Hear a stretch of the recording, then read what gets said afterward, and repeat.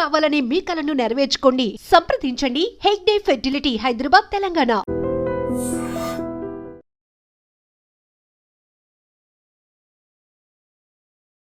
Welcome to I dream. నేను మీ భవ్య.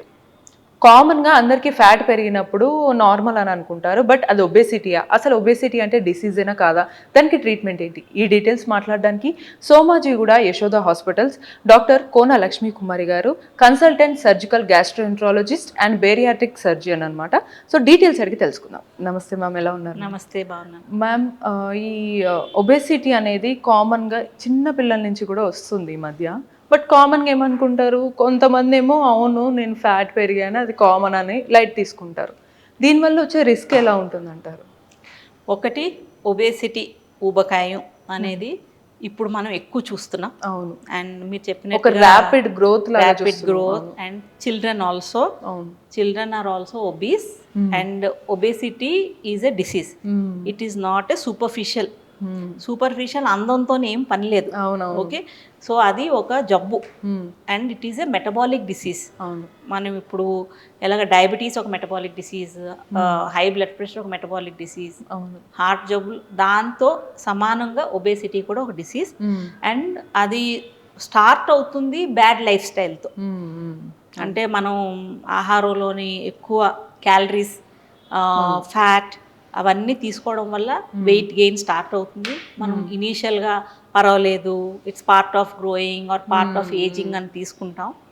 Are చిన్నపిల్లల్లోని బొద్దుగుంటే అందంగా ఉంటారు పిల్లలు, కనిపిస్తారని వాళ్ళకి ఎక్కువ ఫుడ్ పెట్టి we make them fat and then అది జబ్బు కింద మారుతుంది. ఎందుకంటే ఒబేసిటీలోని బాడీలో చాలా మెటబాలిక్ చేంజెస్ అవుతాయి, అవి మన బాడీకి అగేన్స్ట్గా పనిచేస్తాయి. అవును, ఎగ్జాక్ట్లీ మ్యామ్.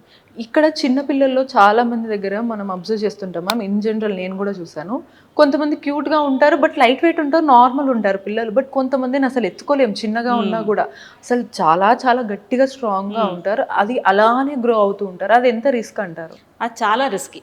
ఎందుకంటే మనకి ఒక ఐడియల్ బాడీ వెయిట్ అని ఒకటి ఉంది. ఒక బేబీ ఒక 2.5 to 3 kgs ఉండాలి. ఒక 5 kg బేబీ పుట్టిందనుకోండి, మనం దానికి హ్యాపీ అవ్వకూడదు. ఎందుకంటే ఆ బేబీలోని ఆల్రెడీ ఈ బ్యాడ్ మెటబాలిక్ ఇది అట్ బర్తే స్టార్ట్ అయింది. సో అది ఆ చిన్న బేబీ కొంత ఏజ్ వరకు వచ్చిన వరకే జబ్బులతోని ఆ లైఫ్ పెరుగుతుంటుంది. అవునవును. సో చిన్నపిల్లల్లో కూడా డయాబెటీస్ వస్తుంది. టైప్ 1 డయాబెటీస్ కాదు, type 2 diabetes, adult type diabetes కనిపిస్తుంది. టైప్ 1 డయాబెటీస్ అనేది వేరే జబ్బు, అని ఈ ఒబేసిటీతో ఏమి సంబంధం లేదు. మీకు అలాగే చిన్నపిల్లల్లో హై బ్లడ్ ప్రెషర్ కనిపిస్తుంది. చిన్న ఏజ్లోనే హార్ట్ డిసీజెస్ వచ్చి మనకి యంగ్ అడల్ట్హుడ్ వచ్చినప్పటికే స్టెంట్స్ వేస్తున్నారు. ఓకే, మీరు చాలాసార్లు మీరు sudden cardiac deaths, young people చాలా డైయింగ్ సడన్లీ, ఇవన్నీ కొత్తగా మళ్ళీ ముందు ఒకప్పుడు కార్డియాక్ డిసీజ్ అవగాహన లేదు, అంటే people were dying because cardiac treatment లేదని. ఇప్పుడు కార్డియాక్ ట్రీట్మెంట్స్ మంచిగా ఉన్నా కూడా ఇలాంటి ఇన్సిడెంట్స్ మనకి ఎక్కువ కనిపిస్తున్నాయి. That is because of obesity in childhood or young adulthood. Okay okay. So దీనికి ఫస్ట్ వాళ్ళకి ఒబేసిటీ వచ్చినప్పుడు బాడీ అంటే ఫిజికల్గా మనకు చేంజెస్ కనిపిస్తాయి మ్యామ్, ఎలా పెరుగుతుంది బాడీ అని. బట్ ఇంటర్నల్గా వాళ్ళకి చేంజెస్ కానీ సిమ్టమ్స్ కానీ ఏమన్నా తెలుస్తాయి అంటారా? అంటే ఇనీషియల్గా మనకి ఏజ్ యంగ్ ఉన్నప్పుడు చాలా డిసీజెస్ మాస్క్ అయిపోతాయి, ఎందుకంటే బాడీకి ఫైటింగ్ పవర్ ఉంటుంది. సో కానీ ఒక వెయిట్ తర్వాత మీరు యంగ్ ఉన్నా ఏ ఏజ్ ఉన్నా ఆ ఒబేసిటీ తాలూకు ఎఫెక్ట్ మనకు తెలుస్తుంది. ఎలాగంటే చిన్నపిల్లలు, మిగిలిన పిల్లలు అందరూ పరిగెట్టి ఆడుకుంటుంటారు. ఈ వెయిట్తో బాధపడుతున్న పిల్లలు ఒక దగ్గర కూర్చునిపోతారు, అలిసిపోతుంటారు, స్కూల్లో మెట్లు ఎక్కలేరు, కాలేజ్లో మెట్లు ఎక్కలేరు. వాళ్ళు నడుస్తున్నప్పుడు వాళ్ళు ఆయాస పడుతున్న మనకు ఫీలింగ్ మన ఫ్రెండ్స్కి టీచర్స్ గమనిస్తారు. చైల్డ్ డల్ అయిపోతారు, ఎందుకంటే ఇంత ఈ చదువు స్ట్రెస్ కానీ, హోంవర్క్ చేయడం కానీ, స్పోర్ట్స్లోని యాక్టివిటీలో కూడా వాళ్ళు పాల్గొరు. సో దానివల్ల మనకు తెలుస్తుంది చైల్డ్ డల్ అయిపోతున్నారు, చైల్డ్ అంతా యాక్టివ్ లేరు, వాళ్ళు కాన్సన్ట్రేట్ చేయలేరు. ఎందుకంటే ఈ మన బాడీ వెయిట్ వల్ల మన హార్ట్ లంగ్స్ మీద ఒత్తిడి తెలుస్తుంది. సో అది ఆటోమేటిక్లీ వాళ్ళకి మెల్లగా బ్యాక్ చేసేస్తుంది. ఓకే. సో ఈ ఒబేసిటీ అనేది ఎక్కువ ఫుడ్ నుంచి వస్తుందా లేకపోతే దేని నుంచి వచ్చే ఛాన్స్? యూజువల్లీ స్టార్ట్ అవుతుంది ఫుడ్తోనే.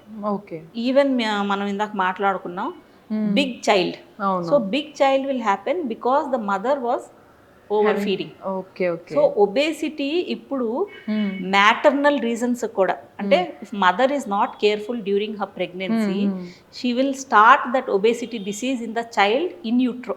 ఓకే. అంటే పుట్టుకతోనే ఆ జబ్బుతోనే బేబీని కంటున్నారు. So bad eating is definitely the foundation stone. దాని తర్వాత కొంత వెయిట్ గెయిన్ తర్వాత ఆ fat it self acts as the propagator. Okay. So మీరు కొంత వెయిట్ వచ్చిన తర్వాత మీరు ఎఫర్ట్ పెట్టినా వెయిట్ తగ్గరు.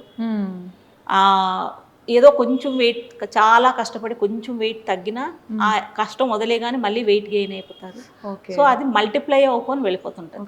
సో అంటే దీనికి ఫిజికల్ ఎక్సర్సైజ్ తో తగ్గే ఛాన్స్ ఉండదు అంటారు ఒబేసిటీకి? ఫిజికల్ ఎక్సర్సైజ్ తో తగ్గించవచ్చు, but at what number. So మీరు ఎక్సర్సైజ్ చేయాలన్నా మీకు కెపాసిటీ ఉండాలి. ఓకే.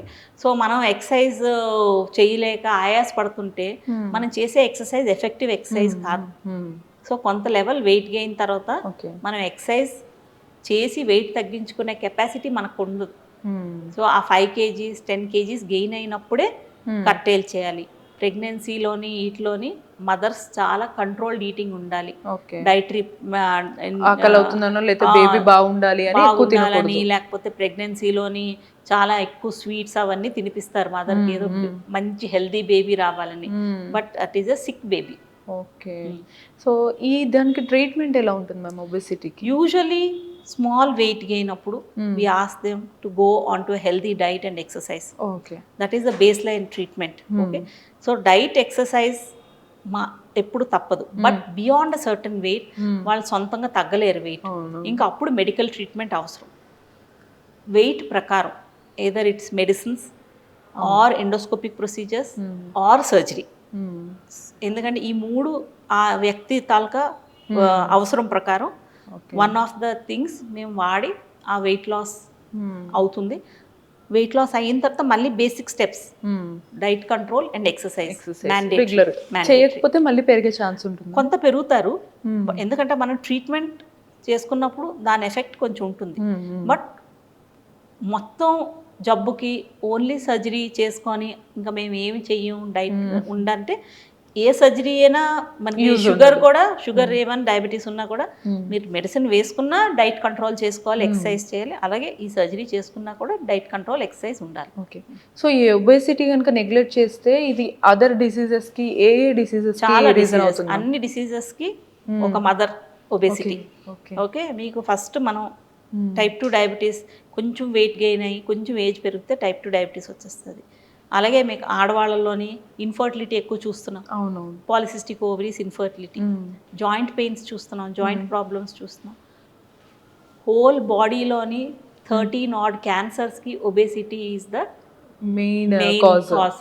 ఫిమేల్స్లో బ్రెస్ట్, యూట్రస్, ఓవరీస్లోని ఒబీస్ ఇండివిజువల్స్కి ఖచ్చితంగా ట్యూమర్స్ వచ్చేస్తాయి. Okay okay. ప్యాన్క్రియాస్ క్యాన్సర్స్ వస్తాయి, కోలాన్ క్యాన్సర్స్ వస్తాయి. సరే. అలాగే మీకు కొన్ని లంగ్స్లో కానీ వీటిలో కానీ క్యాన్సర్స్ రావడానికి, సో 13 odd క్యాన్సర్స్కి obesity is a risk factor. Oh my God.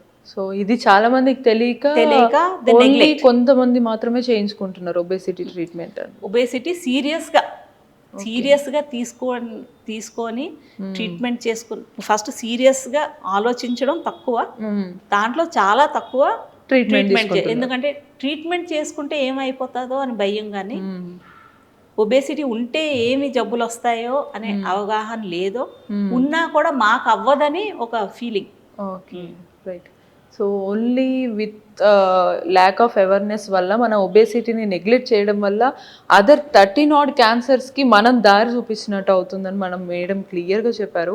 ఇటువంటి ఇన్ఫర్మేటివ్ టాపిక్స్ అండ్ ఇన్ఫర్మేషన్స్ చాలా తెలుసుకొని మన హెల్త్ బాగా ఉంచుకోవడం కోసం కీప్ వాచింగ్ ఇట్.